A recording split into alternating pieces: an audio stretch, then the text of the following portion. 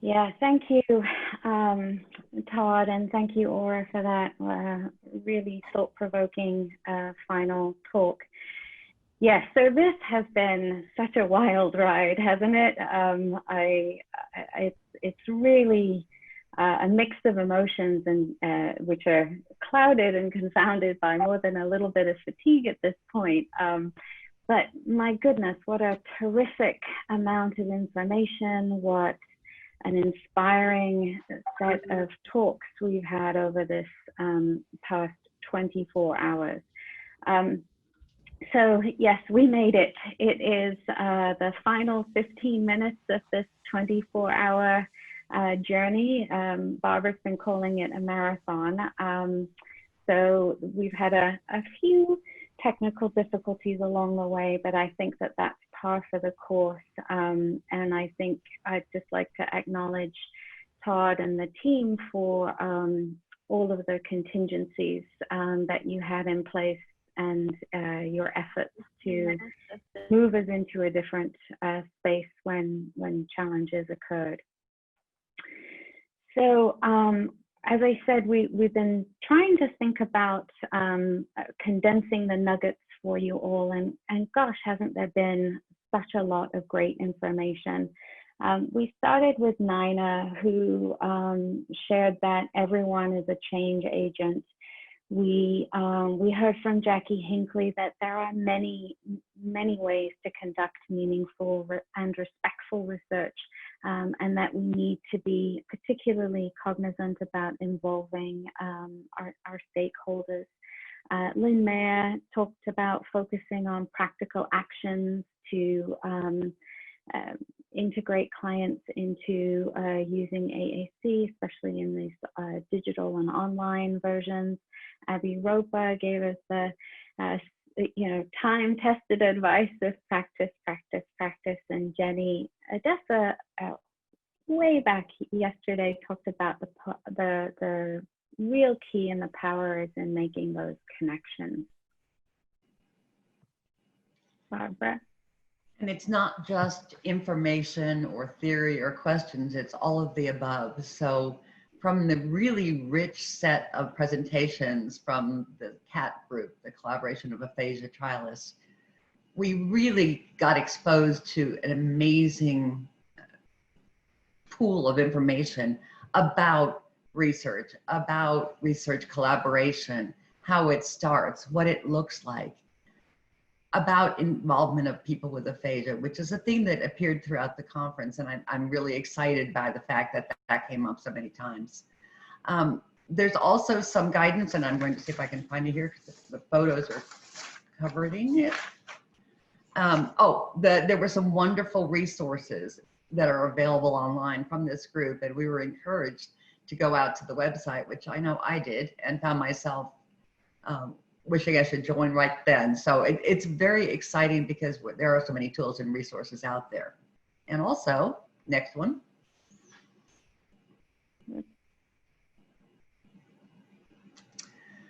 So many other things we learned. Deb Meyerson and her husband, Steve Zuckerman, really spoke powerfully to the idea that recovery is an emotional journey, that it has to be targeted and supported, that people need to have tools to look forward, not backwards, and to focus on small wins. And that's certainly something that resonates with all of us. And her book is an excellent resource. We also, throughout the day, the 24-hour day, learned a lot about technology. And I think I found myself motivated by what is possible. There are so many things that can be made to work in the COVID world, that can be made in our weird field of communication where you'd think we'd want all the tools available. We've got some technology support that'll really make a difference. Again, also, I can't see under there, but it's one of the other things that we learned is the importance, again, of stakeholders in all parts of the process, not just research, but all parts of the process. Becky drew our attention to the fact that it's important to know the profile or the subtype of primary progressive aphasia, but it's also probably more important to simply focus on participation, and we are all about life participation, and participation in assessment and treatment that lets us be with the person in their current place, in their current state. And again, resources was a theme for the day. Sarah certainly brought this out, but resources totally out there available to us. I'm sure some of you have copious notes about where you're going to follow up after this, because there is so much material there. So those were some things we learned, and there are more.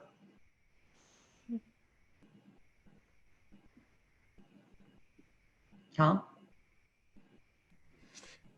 So as we talk about the resources that are available, both in terms of technology resources, in terms of written resources, and certainly in terms of human resources. And again, we see examples, not just of these powerful and wise quotes, but also of the kind of people that we learned from over the last 24 hours. Some names on here that we all recognize, from Linda Worrell, who had texted or tweeted that she's now in bed, but we all learned from her that this idea about the curve, and that we have to think about and reconceptualize that recovery curve. And many of the programs that were talked about over the last 24 hours do just that. No one right way to do the LPAA, and that's certainly the case. Nady and others also talked about that the LPAA at some point maybe will be the LPA, the life participation approach, whether it be to aphasia or dementia, and so on.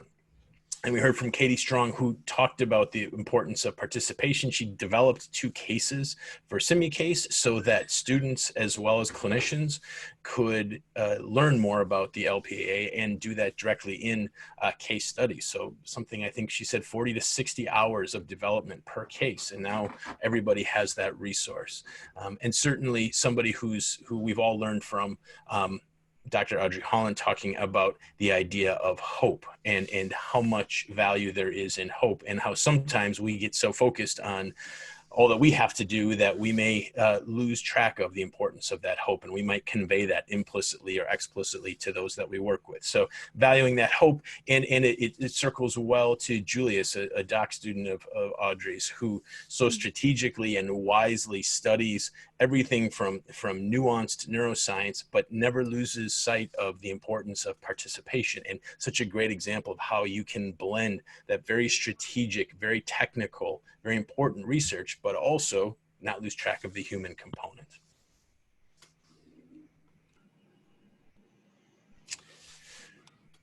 More learning, and this probably represents maybe 25% of the presentations that we have.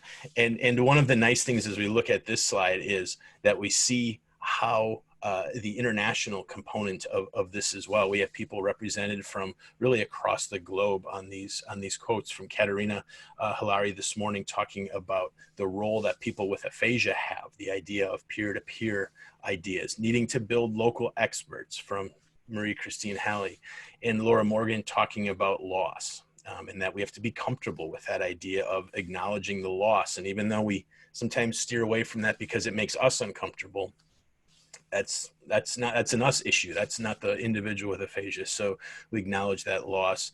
And Lucy talked about the importance of not just storytelling, but that you can do that from a discourse standpoint. And that certainly there's more need for research, but that we can effect change at those levels that are important to the individual with aphasia. And that certainly can be in a range of discourse options. And then Aura really bookended a wonderful 24 hours, one of the founders of Aphasia Access, and certainly somebody who's influenced us all, and that idea of decision-making and self-advocacy. She brought up this idea as a value-based practice, talking about the different P's in practice, many things that a lot of us weren't familiar with. So she always does that, brings things to the table that even for people who have been studying this for 5, 10, 15, 20, 30 years, it's always new information. And certainly we're appreciative of that as part of this larger community of learning.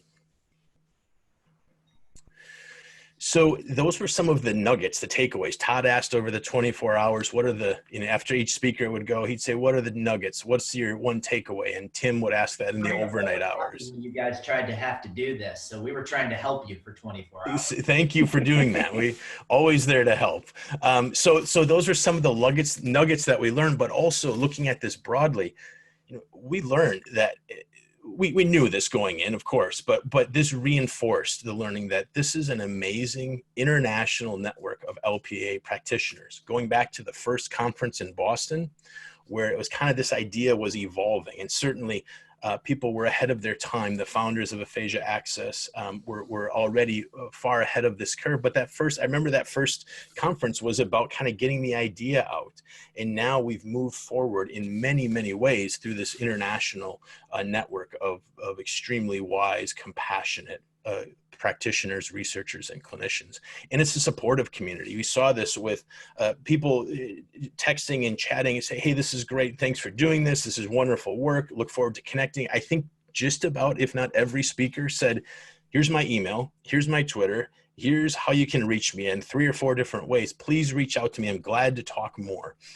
So this idea of opening up, and these are people that many of us look up to.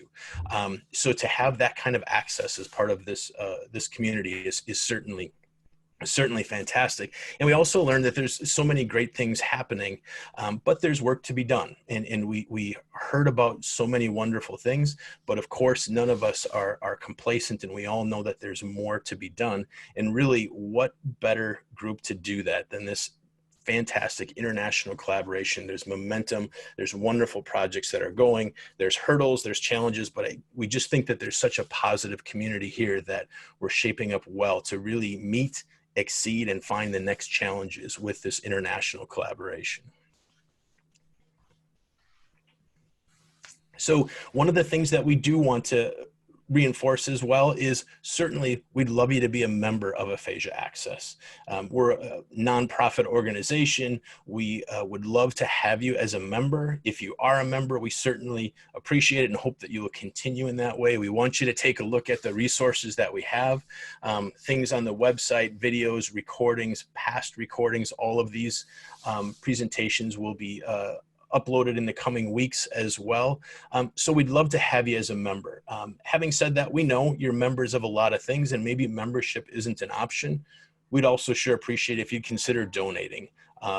We are always, like any nonprofit, we're always needing funds and looking for funds, and we think that we're pretty strategic in how we manage that. So if you're interested in donating or volunteering or being a member, please go to the website, take a look. Pretty easy to do to donate. There's a donate button. And of course, you can reach out to any of us as well.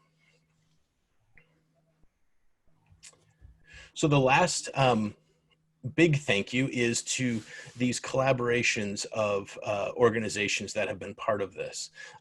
As we talked about, we had keynote speakers, we had individual presentations, and we had curated content.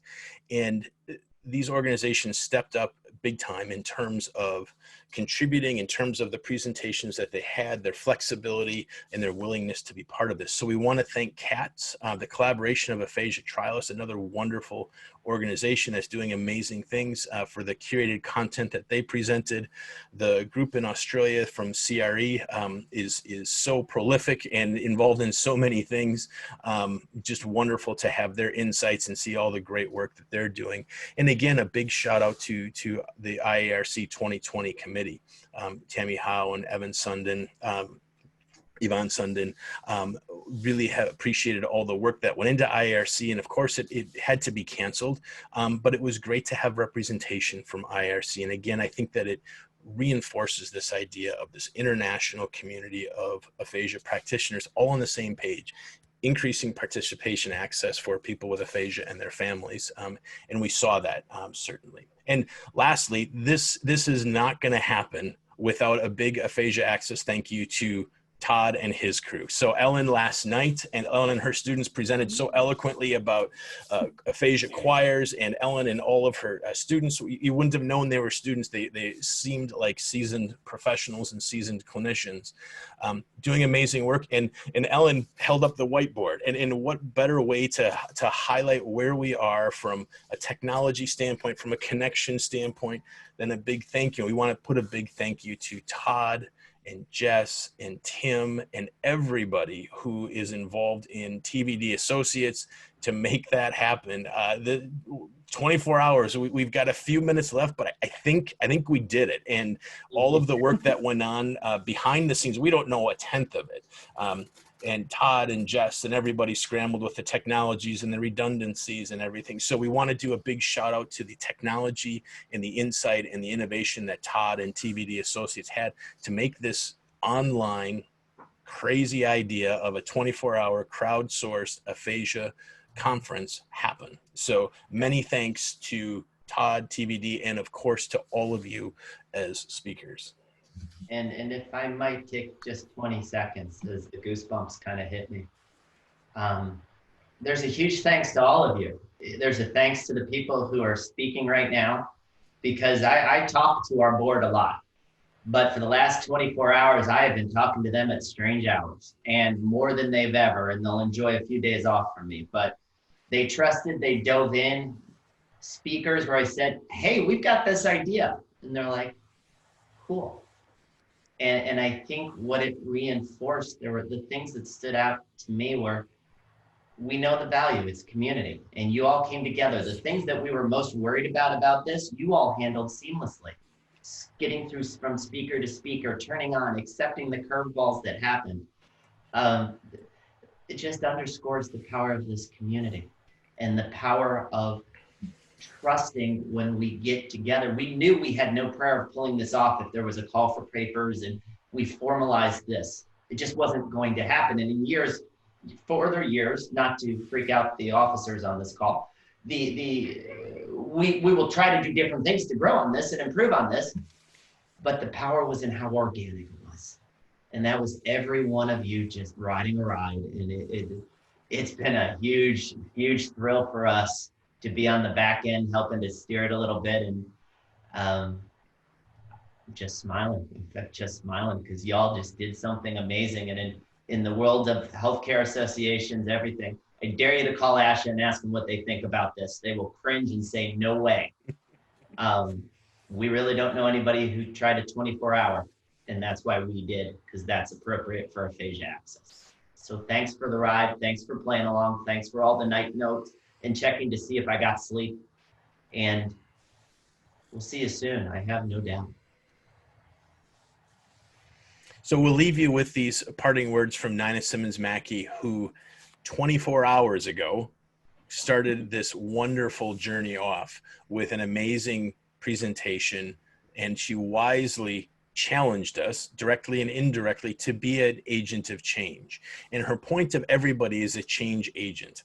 Whether you're a student, whether you work one day a week, whether you do R1 research, everybody is a change agent. And it doesn't have to be something big. Figure out a way that you can make a change. And as a community of individuals with aphasia, as a community of individuals living with aphasia, and as a community of aphasia practitioners, change is happening, and we need to continue being the change agent. So with that being said, we thank you all. We thank you all for presenting, for being part of this. We thank you, TVD and Associates. We will conclude now the 24-hour virtual teach-in 2020 Aphasia Access.